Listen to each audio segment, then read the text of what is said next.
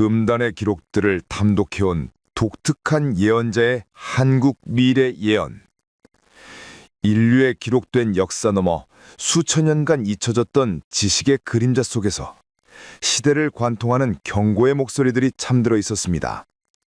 우리는 그것을 외경과 위경이라 부르며 정통의 역사에서 밀어냈지만 어쩌면 그 속에는 우리가 맞이할 미래의 청사진이 숨겨져 있었을지도 모릅니다. 오늘 우리는 그 금단의 기록들을 평생 탐독하며 영적 세계의 지도를 그려온 한 인물에 대해 이야기하려 합니다. 그리고 그가 최근 세상에 내놓은 충격적인 예언을 주목해야 합니다. 그는 세계는 곧 예언된 불의 정화를 맞이할 것이며 그 새로운 시대의 문을 열 하늘이 내린 구원자가 가장 동쪽의 땅 한반도에서 모습을 드러낼 것이라고 경고하고 있습니다. 이 목소리의 주인은 엘리사르 하 코엔. 그는 사해 인근의 고립된 공동체에서 살아가는 수행자입니다. 엘리사르는 2000년 전 성전 파괴와 함께 거의 명맥이 끊겼던 고대 유대의 가장 비밀스러운 수행법 메르카바 신비주의의 몇 안 되는 현대 계승자입니다. 메르카바는 전차를 뜻하는 히브리어로 구약 성경 에스겔서에 등장하는 신의 보좌를 향한 영적 여행을 의미합니다. 수행자는 극도의 정화의식과 특정한 신의 이름들을 반복적으로 암송하는 과정을 통해 자신의 영혼을 육체에서 분리시켜 7개의 천상궁전, 즉 헤칼로트를 통과하는 위험천만한 영적 등반을 감행합니다. 각각의 궁전은 무시무시한 천사들, 즉 아콘이 지키고 있으며 수행자는 이들에게 대항할 수 있는 봉인과 암호를 정확히 알고 있어야만 통과할 수 있습니다. 이는 에녹서에서 에노지 천상계를 여행했던 과정과도 일치합니다. 이 고대의 수행자들은 7번째 궁전을 통과해 신의 영광스러운 보좌 앞에 섰을 때 우주의 질서와 시간의 흐름, 즉 과거와 현재, 그리고 피할 수 없는 미래의 운명을 직접 목격한다고 전해집니다. 엘리사르 하코에는 지난 40년간 이 헤칼로트를 수없이 오르내렸다고 알려져 있습니다. 그는 천상의 도서관에서 에녹서나 희영서 같은 기존의 외경뿐만 아니라 그보다 더 깊숙이 감춰진 미래의 기록들을 열람했다고 주장합니다. 그의 영적 여정은 그에게 현실 세계의 패턴을 읽는 독특한 통찰력을 부여했습니다. 하지만 메르카바 수행자가 보는 영적 환시를 우리가 어떻게 신뢰할 수 있을까요? 엘리사르 하코엔이 세상의 주목을 받기 시작한 것은 그의 예언이 현실 세계에서 기이할 정도로 정확하게 실현되었기 때문입니다. 그의 예측은 널리 알려진 세계적 재앙이나 전쟁 같은 뻔한 것들이 아니었습니다. 그의 신뢰성을 높여준 두 가지 독특한 사건이 있습니다. 첫째는 2017년 그가 사우디에서 땅의 혈맥이 역류하여 모래의 바다가 붉은 피를 토할 것이라고 경고한 일입니다. 이 수수께끼 같은 예언은 2년 뒤 사우디아라비아의 광활한 네프드 사막의 가운데서 유례없는 집안 침하로 인해 붉은 빛을 띤 거대한 지하수 호수가 돌연 솟아오른 사건으로 현실화됐습니다. 과학자들은 이를 희귀한 지질학적 현상이라고 설명했지만 엘리사르의 추종자들은 그가 땅의 기운을 미리 읽었다고 믿었습니다. 둘째는 날개 달린 돌, 반도체의 흐름이 막혀 세계 경제의 심장이 멎을 것이라는 예언이었습니다. 2020년 초 세계적인 대유행병, 팬데믹이 시작되기 직전 그는 세상이 보이지 않는 역병보다 더 치명적인 결핍으로 고통받을 것이며 모든 기계의 뇌를 만드는 작은 돌들의 공급이 끊길 것이라고 예고했습니다. 당시 아무도 주목하지 않았던 이 예고는 이후 전 세계를 강타한 반도체 공급 대란과 물류 마비 사태로 정확히 증명됐습니다. 엘리사르의 통찰력은 단순히 영적 환시에만 의존하지 않습니다. 그는 메르카바 수행을 통해 얻은 영감의 실마리를 고대의 금서들에서 찾습니다. 그는 특히 에녹서를 시간의 지도라 불러 탐독했습니다.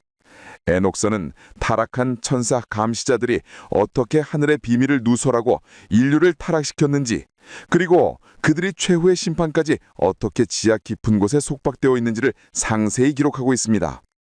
하지만 그의 예언의 핵심은 심지어 정통 외경 연구가들에게도 거의 알려지지 않은 또 다른 두루마리에서 나옵니다. 그것은 바로 아스모데우스의 두루마리입니다. 이 문서는 솔로몬 왕에게 속박되어 성전 건축을 도왔다고 전해지는 지식과 욕망의 존재 아스모데우스가 남긴 기록이라고 알려져 있습니다. 메르카바 신비주의의 전승에 따르면 솔로몬이 이 존재를 속박했을 때 그는 단순한 노동력뿐만 아니라 미래에 대한 끔찍하고도 매혹적인 비밀들을 토해놨다고 합니다.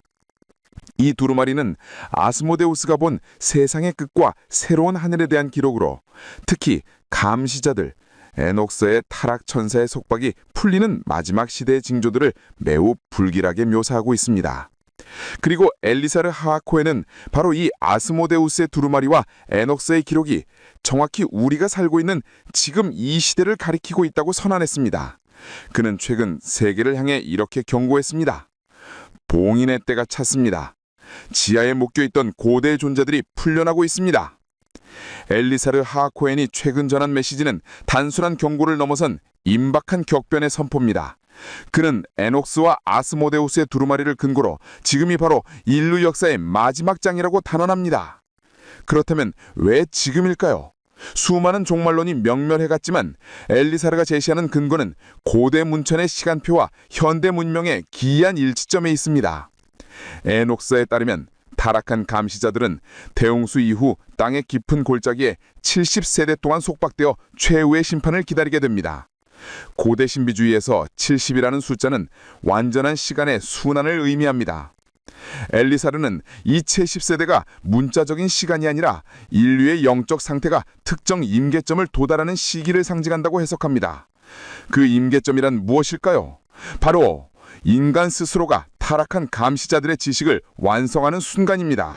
엘리사르가 해석한 아스모데우스의 두루마리에는 이 시기에 대한 소름 끼치는 구절이 나옵니다.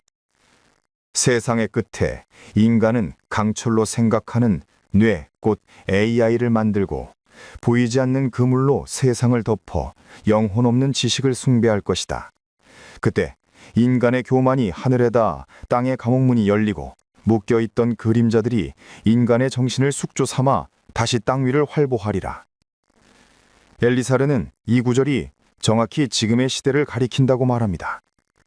인간이 창조주의 영역을 넘보며 인공지능을 만들고 전 세계가 거대한 정보망으로 연결되어 그 안에서 진실과 거짓이 뒤섞여 영혼을 오염시키는 현상.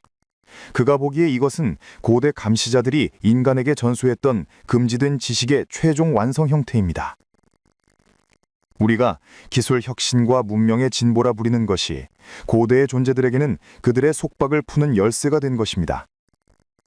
엘리사르는 현재 전 세계를 휩쓰는 극단적인 분열, 원인을 알 수 없는 증오, 그리고 물질에 대한 끝없는 탐욕이 바로 그 풀려난 그림자들이 인간의 정신에 침투하여 그 영향력을 다시 만연시키고 있다는 가장 강력한 증거라고 말합니다. 그리고 그는 이 영적 오염이 임계점을 넘었기에 정화의 시간이 다가왔다고 예언합니다. 엘리사르 하코헤는 그의 헤칼로트 수행 중 목격한 환시를 바탕으로 이렇게 선포했습니다. 보라, 첫 번째 세상은 물로 정화되었으나 이는 거인들의 타락한 육신을 씻어내기 위함이었습니다. 하지만 지금의 타락은 형태가 없는 것, 곧 인간의 영혼과 정신 속에 깊이 새겨져 있습니다. 물로는 결코 씻을 수 없는 이 오염은 오직 하늘에서 내리는 위대한 불로만 정화될 수 있습니다. 그 정화의 불길, 예언된 최후의 심판이 지금 문 앞에 이르렀습니다. 그렇다면 그 불의 심판이 임박했다는 구체적인 징조는 무엇일까요? 엘리사르 하코에는 우리가 이미 그 징조들을 매일 목격하고 있으나 깨닫지 못하고 있을 뿐이라고 말합니다. 그가 아스모데우스의 두루마리와 메르카바 수행을 통해 확인한 이 시대의 종말을 알리는 결정적인 징조들은 더욱 구체적이고 충격적입니다. 엘리사르 하코헨이 말하는 불의 심판이 임박했다는 징조들은 우리가 매일 뉴스를 통해 접하는 평범한 사건들이 아닙니다. 그는 이러한 징조들이 이미 시작되었으나 대부분의 사람들이 그 영적인 의미를 깨닫지 못한 채 개별적인 현상으로만 치부하고 있다고 말합니다. 그가 아스모데우스의 두루마리와 메르카바 수행을 통해 확인한 이 시대의 종말을 알리는 결정적인 징조들은 다음과 같습니다. 첫째, 보이지 않는 그물이 스스로를 불태우는 날이 오리라. 엘리사레는 이 보이지 않는 그물이 바로 현대문명을 지탱하는 정보망 인터넷이라고 해석합니다. 인간이 지식을 쌓아올린 탑이라 믿었던 그것이 거짓과 증오라는 역병, 곧 악성 코드나 정보 오염에 감염되어 스스로 무너져 내릴 것이다. 사람들은 진실을 찾으려 해도 거짓의 메아리 속에서 길을 잃고 서로를 불신하며 보이지 않는 칼날로 서로를 겨누게 될 것이다. 이는 영적 혼란의 시작이다. 둘째, 하늘이 두 개의 태양을 품고 땅이 검은 눈물을 흘리는 날이 오리라. 이는 문자 그대로 태양이 두 개가 된다는 뜻이 아닙니다. 엘리사르는 땅에서 뿜어져 나온 열기, 곧 온난화와 인간이 태운 도끼가 하늘을 가려 대기가 거대한 불의 거울처럼 변하는 현상을 의미합니다. 태양의 빛은 왜곡되고 세상은 마치 두 개의 태양이 뜬 것처럼 견딜 수 없는 열기에 휩싸일 것이다.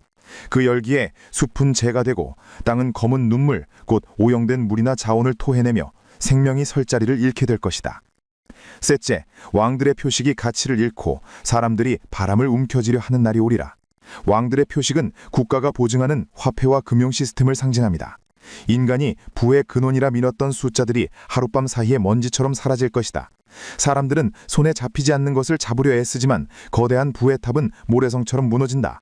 굶주림이 도시의 문을 부수고 법도는 사라지며 생존을 위한 야만이 거리를 지배할 것이다. 엘리사르는 이러한 징조들이 동시다발적으로 일어나며 서로를 증폭시킬 것이라고 경고합니다. 그가 묘사하는 불의 심판은 특정 지역의 재앙이 아니라 인류가 이룩한 시스템 전체가 내부에서부터 붕괴하는 총체적인 영적 파산 상태입니다.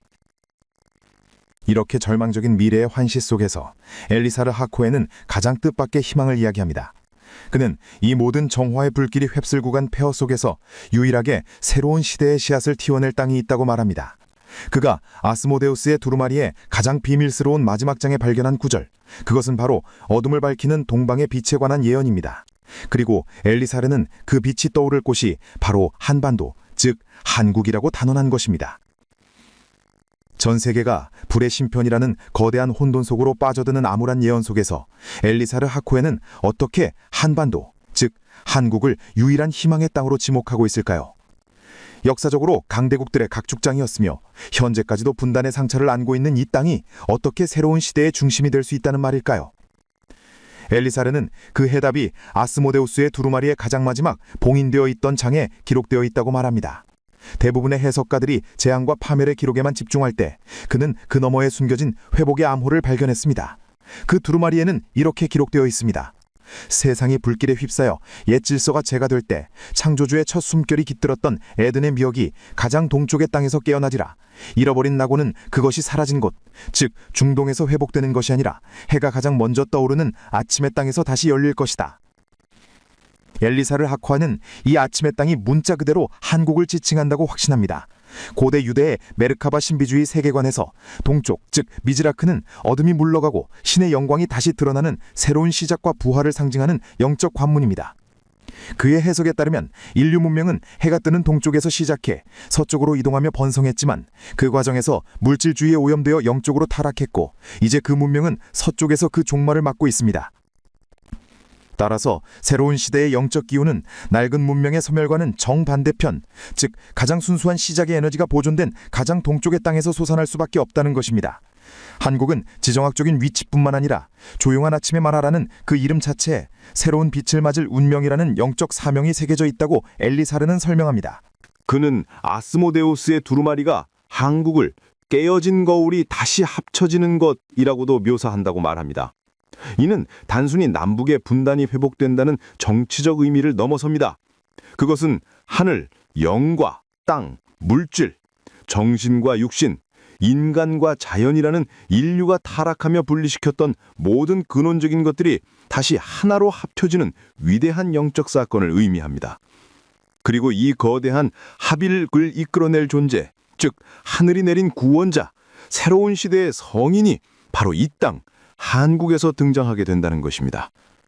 그렇다면 세계적인 불의 심판 속에서 인류를 새로운 시대로 이끌 한국의 구세주는 과연 어떤 모습으로 등장할까요? 엘리사르 하코에는 이 지점에서 가장 단호하게 경고합니다. 사람들은 불길 속에서 그들을 구해줄 강력한 지도자, 즉 카리스마 넘치는 정치인이나 초인적인 힘을 지닌 영웅을 기대할 것입니다. 그러나 엘리사르는 하늘이 보내는 구원자는 그런 방식으로 오지 않는다고 말합니다.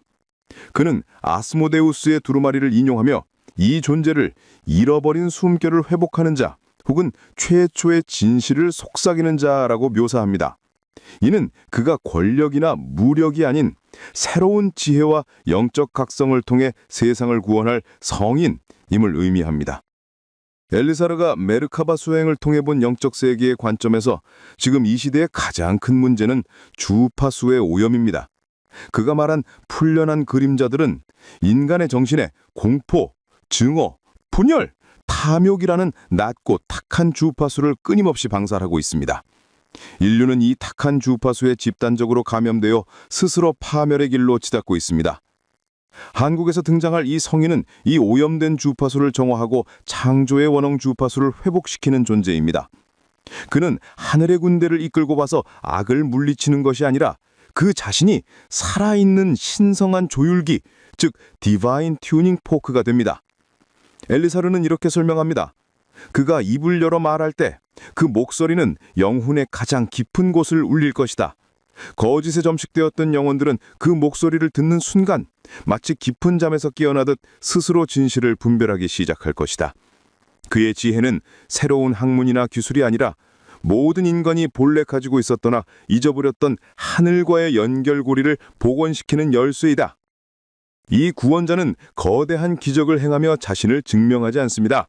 그의 진정한 기적은 각성 그 자체입니다. 그가 한국에서 그 모습을 드러냈을 때 그의 가르침과 그의 영적 파동은 보이지 않는 그물, 즉 인터넷을 타고 순식간에 세계 전역으로 퍼져나갈 것입니다. 이는 아스모데우스의 두루마리가 묘사한 불타는 그물이 정화되어 오히려 빛의 통로고 역전되는 순간입니다. 그는 가장 혼란스러운 시기에 등장하여 물질 문명의 폐허 속에서 영적 문명의 씨앗을 뿌리는 인물입니다. 그는 한국에서 시작하지만 한국만을 위한 구원자가 아닙니다. 그는 무너진 세상의 질서 위에서 인류 전체가 나아갈 새로운 시대의 청사진을 제시할 것입니다. 그렇다면 다가오는 불의 심판과 한국에서 등장할 성인의 시대를 앞두고 이 충격적인 예언을 접한 우리는 무엇을 해야 할까요? 어떻게 그 구세주를 알아보고 그가 열어갈 미래에 동참할 수 있을까요? 엘리사르 하코에는 이 마지막 질문에 대해 가장 어렵고도 근본적인 답을 제시합니다. 그는 특정 경전을 읽거나 특정 종교의식에 참여하라고 말하지 않습니다.